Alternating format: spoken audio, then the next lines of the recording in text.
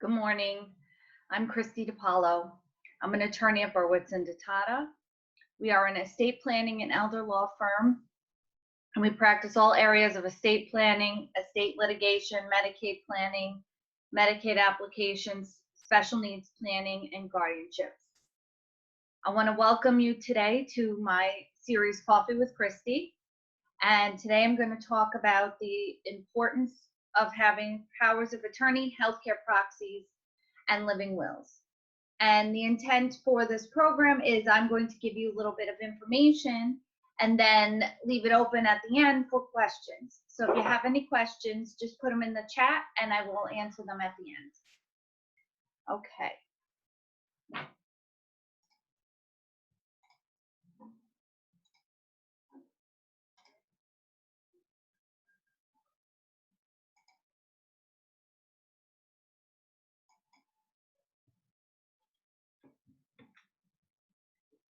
Okay, so what is a power of attorney? Well, it's a document where the principal appoints an agent to manage their financial matters. So if I'm creating a power of attorney, I am the principal. The powers can be broad or specific. You can make them as broad as you'd like to include provisions that would cover almost anything you can think of, or it can be for a specific purpose. There are different types of powers of attorney. There are immediate powers of attorney that give your agent immediate authority to act in your place.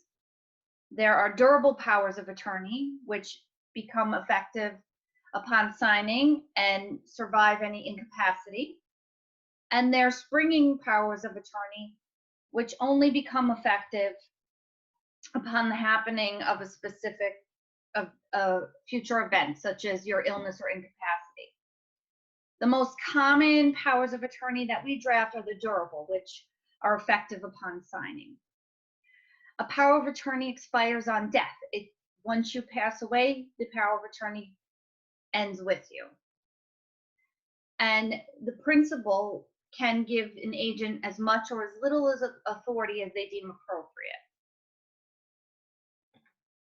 So who should have a power of attorney? Well, anyone 18 years or older, because at 18, the law considers you an adult. So who can you appoint as an agent? Well, it should be someone you trust, and they must be an adult 18 or older. It can be a family member, friend, or loved one. And in some instances, it may be an attorney or other legal representative. You can appoint one agent or multiple agents to act, and you can allow them to act together or separately. And you should have successor agents in the event that the initial agents can't act. So you have someone to step in their place. So can a power of attorney be changed? Yes, it can. An individual can create a new power of attorney as long as they have capacity. A power of attorney also can be revoked, as well as an agent's authority. And in that case, there are certain notice requirements that have to be met in order to revoke an agent's authority or power of attorney. So what are the signing requirements? Well, the document requires certain statutory language. It must be signed and dated by the principal, and the principal must acknowledge their signature before a notary. So there must be certain language in there, and they must sign before a notary and have their signature notarized. In addition, the agent, the person you're appointing to act on your behalf, must also sign and acknowledge their signature before a notary. It doesn't have to be at the same time, but in order for it to be effective, both parties have to sign. If your power of attorney includes a statutory gifts rider, which a statutory gifts rider is an extension to the power of attorney that allows the agent to make gifts over $500.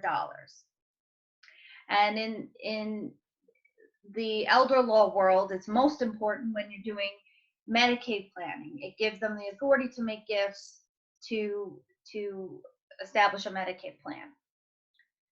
The statutory gifts rider has its own signing requirements. It must be signed and dated by the principal, and the principal must acknowledge the signature before a notary. And also, it requires 2 witnesses. So at the time the principal signs, they must do it before 2 witnesses and also have their signature notarized. So what happens if I don't have a power of attorney? Well, illness or accident can strike at any time. And if a power of attorney is not in place, a guardianship proceeding may be necessary. And guardianship proceedings are costly and time consuming. They can be emotionally traumatic to family members. And then the court is involved because you have to account to the court and provide them information for the proceeding and on an annual basis. And, you know, we had a client who was a younger individual, did not have a power of attorney in place, became ill and incapacitated, and the family had to move forward with a guardianship proceeding because there was no power of attorney and they had no authority to collect this person's assets or manage their affairs. So, you know, even someone 18 years old, if something happens to your child and they're 18 years old, then you're going to have to move forward. And if you don't have a power of attorney, move forward on a guardianship proceeding to be able to manage their assets. So there are some new developments in the power of attorney world. In December of 2020, Governor Cuomo signed into law changes to the power of attorney. These changes don't take effect till June 13th, 2021, so we still are signing the current form of power of attorney, and the changes are not going to affect any existing powers of attorney that are in place. So if you've signed one in the past, or if you sign one from now till June, even after June 13th, it still will remain effective. So second important document to have is a healthcare proxy. So what is a healthcare proxy? Well, it's a formal designation of another person to act as your agent in making healthcare decisions. You're going to give them authority in regard to any diagnosis, treatment, services, or procedures that you may receive. You can only appoint by law one agent at a time, but would also include successor agents. So in the event your initial agent can't act, you want to have someone as a backup. Generally, people appoint a family member, friend, or loved one, and they have to be at least 18 years of age. So who should have a healthcare proxy? Well, anyone 18 years or older. Again, I always recommend my clients that have children going off to college before they go that they sign a healthcare proxy. Just because you're a parent, if your child is 18 years or older, doesn't mean you're going to have the ability to find out anything if something happens to them, they're away at school. We had someone whose child was away at college and got injured, was in the hospital, and when they tried to call, the hospital wouldn't provide them any information because they were over 18 and they were not the healthcare proxy. So for a healthcare proxy, when does the agent act? Well, you have the right to make healthcare decisions for yourself as long as you're able to. So the doctor is always going to listen to you first if you're able to communicate your wishes. An agent acts when you can no longer communicate or a doctor determines your decision making is impaired. So if you have a mental incapacity or you're unconscious, unable to communicate, at that point, then your healthcare agent would step up. So it's very important to discuss any preferences for treatment with your healthcare agent before there comes a need for them to act. You want to discuss with them artificial hydration and nutrition, any pain management or treatment that you would want. So can a healthcare proxy be changed? Yes, of course. An individual can create a new healthcare proxy as long as they have capacity. And what is important and what we generally advise clients is to avoid having multiple healthcare proxies created. Sometimes when you go in for medical procedures or into the hospital, they'll hand you a bunch of forms, one of which is usually a healthcare proxy. We advise you to let that healthcare provider know that you've created a healthcare proxy with your estate planning attorney and don't sign a new one. You know, our clients, we can always send them over to the hospital or the medical provider if they need it for them. So what are the signing requirements of a healthcare proxy? Well, it also requires certain language. It must be signed and dated by the principal, and there must be 2 witnesses. So what if you don't have a healthcare proxy? Well, illness or accident can strike at any time. If a healthcare proxy is not in place, New York law could govern who can make decisions.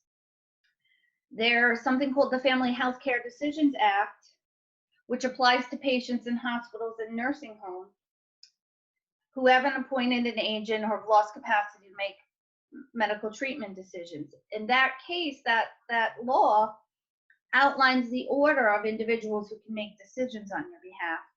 And it may not necessarily be the person that you want. Additionally, if there's other medical decisions, not in a hospital or nursing home, just, you know, other decisions that need to be made for someone who doesn't have a healthcare proxy, a guardianship may be necessary. You may have to petition to the court to have a guardian appointed for healthcare decisions, and that is costly and time consuming. The proceeding can be emotionally traumatic for family members, and again, there's court involvement. And again, a person appointed may not be who you would want, because anyone can petition to become a guardian. So the last document I'm going to talk about is a living will. So what is a living will? Well, it's written instructions that explain your healthcare wishes, especially about end-of-life care. It's a guide for your designated healthcare agent, and it's also useful to the court if questions later arise as whether the healthcare decisions of your agent are consistent with your wishes. But this is supplemental to a healthcare proxy. You can't name your healthcare agent through a living will. You have to do that through a healthcare proxy.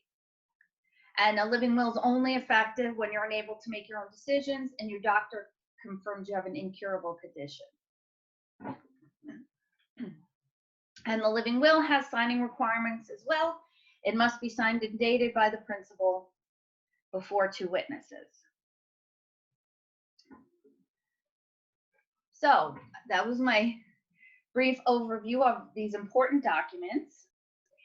So I'm going to answer some of the questions that you may have regarding the powers of attorney, healthcare proxies, and living wills. I'm going to stop my screen. Okay, so let me see. So a question that I have is, what happens to my stuff if I don't assign a power of attorney? Well, like we said a little earlier, if you do not have a power of attorney in place and you have accounts that are in your name alone, you don't have anyone authorized to manage your affairs. So in that case, a guardianship proceeding would have to be commenced and a guardian appointed. And that includes court involvement, reports to the court. It can be stressful and expensive and time consuming. The question is, can you have more than one power of attorney? Yes, you can designate more than one agent to act. You can allow them to act individually or together. And we generally recommend you have at least one backup agent in the event your initial agent or agents cannot act. What if my power of attorney dies at the same time I do? Well, that kind of ties into the end of the response to the question before. So if your power of attorney passes away at the same time you do, it wouldn't matter, because your power of attorney dies with you, so their authority would end upon your death as well. My mom has dementia and I never assigned a power of attorney. Can I do it for her? No, unfortunately. You can't sign on behalf of somebody else. At the time that they sign, they have to have capacity and there are signing requirements. So if there's assets in her name that need to be managed, it's likely you're going to have to move forward with a guardianship proceeding.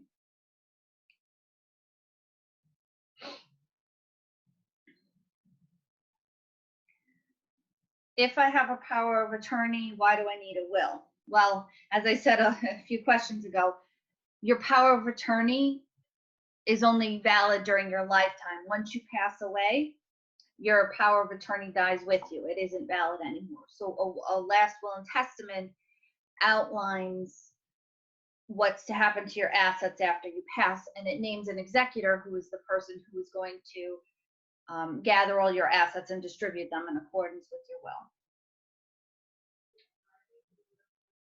What if my power of attorney steals money? Well, a power of attorney has a fiduciary obligation. They're a legally appointed agent, so they have the obligation, and that's what they sign when they're acknowledging their authority to act in your best interest and act in accordance with your direction. So if a power of attorney acts inappropriately, they can be removed, and an action can be brought in court if they stole any money to direct them to pay it back.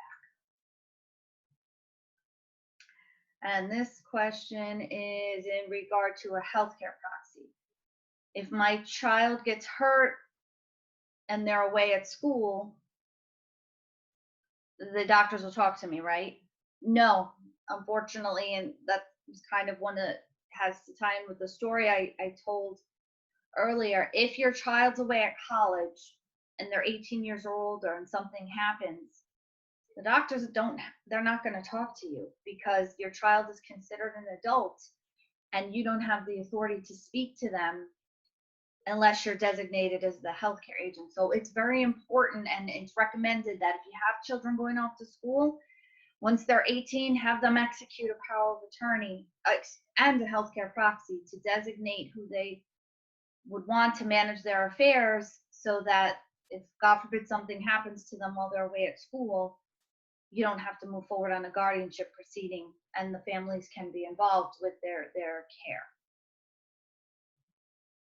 So I don't see any more questions. So I want to thank you for joining me this morning.